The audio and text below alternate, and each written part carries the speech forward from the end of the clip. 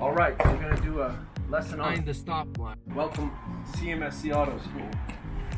Now I'm coming up on a very tricky intersection, which is hard for even other parents and adults. The key with this intersection is your sight line, your visibility. Because of the road turning to the right and being hidden by bushes and trees, it's hard to see up the road. But my eyes have to be on the very top of the road where it's almost hidden. I have to look up in that area, a football field away. If there are no cars coming and it turns green, I can proceed. But if there's a car speeding in that wedge of road, it will take him 3 seconds to get to the intersection, and I can't go. I have to wait behind the stop line until he clears out.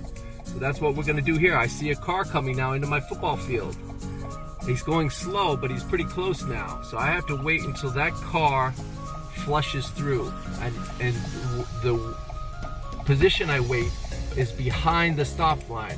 Okay, he flushed through. Now I can proceed because I have a football field until the next car comes. That's how you do that intersection.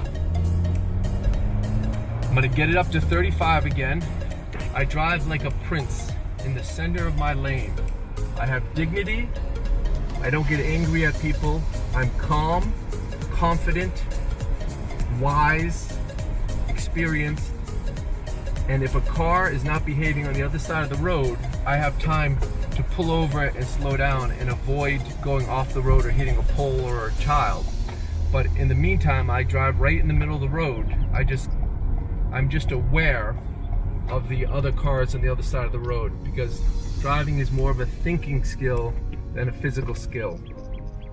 That's why when it's raining, oftentimes we do our best driving because we're really concentrating not to get into an accident.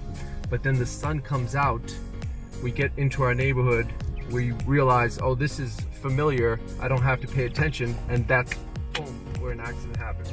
We have the green light here, that's a protected left turn. So we can talk about the flashing yellow light at that intersection on another lesson. And that's usually when the examiner shakes my hand and says, congratulations, you've passed the road test, you now have a license at 5 p.m. Thank you very much.